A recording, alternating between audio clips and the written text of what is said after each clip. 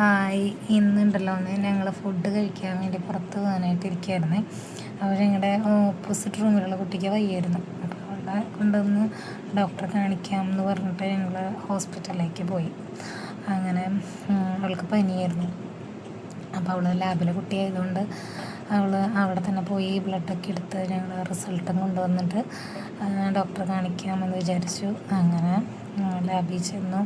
അപ്പോൾ ലാബിൽ അവളുടെ ഫ്രണ്ട്സ് എല്ലാവരും എന്താ പറ്റിയേ, എന്താ ഉണ്ടായേ, അങ്ങനെ കാര്യങ്ങളൊക്കെ ചോദിച്ചു. അപ്പോൾ അവൾക്ക് പോരുമ്പോൾ തന്നെ ചെറിയൊരു തൊണ്ടവേദനയ്ക്ക് ഉണ്ടായിരുന്നു.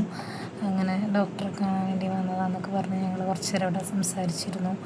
അത് കഴിഞ്ഞ് നേരെ റിസൾട്ടൊക്കെ ആയിട്ട് ഡോക്ടറെ കാണാനായിട്ട് ഞങ്ങൾ കാഷ്വാലിറ്റിയിലേക്ക് പോയി. അവിടെ ചെന്ന് ഡോക്ടറെ കണ്ടു. അപ്പോൾ ഡോക്ടർ മരുന്നൊക്കെ എഴുതി, അതുപോലെ തന്നെ വീണ്ടും ഒരു ബ്ലഡ് ടെസ്റ്റ് ചെയ്യണം എന്നൊക്കെ പറഞ്ഞു. അങ്ങനെ ഞങ്ങൾ അവിടുത്തെ കാര്യങ്ങളൊക്കെ കഴിഞ്ഞ് മരുന്നൊക്കെ മേടിച്ച് നേരെ വീണ്ടും ലാബിലേക്ക് പോയി. ഞങ്ങൾ ഭക്ഷണം കഴിച്ചിട്ടുണ്ടായിരുന്നില്ല, ഞങ്ങൾ ഓൾറെഡി ഭക്ഷണം കഴിക്കാൻ വേണ്ടിയിട്ട് പോവാൻ നിൽക്കുന്ന ടൈമിലായിരുന്നു. അപ്പോൾ ഞങ്ങൾ വീണ്ടും ആ കുട്ടീനെ ലാബിലിരുത്തിയിട്ട് ബാക്കിയുള്ളവർ ഞങ്ങളുടെ റൂമിലുള്ളവരെല്ലാവരും കൂടെ പോയി ഫുഡ് കഴിക്കാൻ വേണ്ടി പോയി. അങ്ങനെ ഫുഡ് കഴിക്കാൻ വേണ്ടി ഞങ്ങൾ ഓൾറെഡി ലേറ്റായിരുന്നു. അപ്പോൾ ഞങ്ങൾ പുറത്ത് പോയി കഴിക്കാമെന്ന് വിചാരിച്ചു.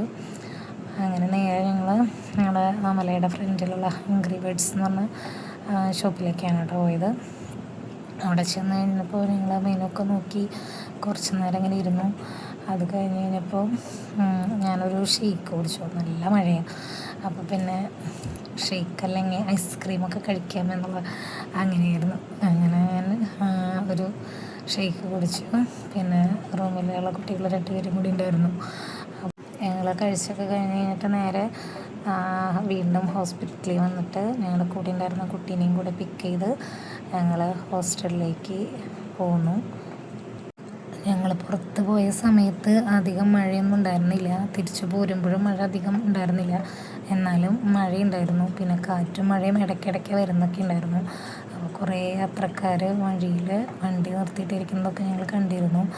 അപ്പോൾ അതുപോലെ സേഫായിട്ട് യാത്ര ചെയ്യാം.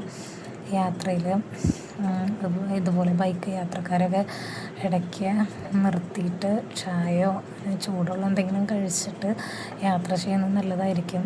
അതല്ലെങ്കിൽ ഇത്രയും നേരം വെള്ളം കൊണ്ട് ശരീരം കറക്കാനും അങ്ങനെ എന്തെങ്കിലുമൊക്കെ ബുദ്ധിമുട്ടുകളൊക്കെ ഉണ്ടാവാം. അപ്പോൾ അതൊക്കെ ശ്രദ്ധിക്കുക. അതുപോലെ ചെളിയും ഇതൊക്കെ നിറഞ്ഞു കിടക്കുന്ന വഴികളുണ്ടാവാം. പിന്നെ ഉരുൾപൊട്ടൽ, അതുപോലെ അങ്ങനെയുള്ള സാധ്യതാ സ്ഥലങ്ങളിലേക്കുള്ള യാത്രകൾ കഴിവതും ഒഴിവാക്കുന്നത് നല്ലതായിരിക്കും. കയറാൻ സാധ്യതയുള്ള പ്രദേശങ്ങളിലെ മുന്നറിയിപ്പുകൾ അതത് സമയങ്ങളിൽ നമുക്ക് അറിവ് കിട്ടുന്നുണ്ട്. അപ്പോൾ അങ്ങനെയുള്ള പ്രദേശങ്ങളിൽ താമസിക്കുന്നവർ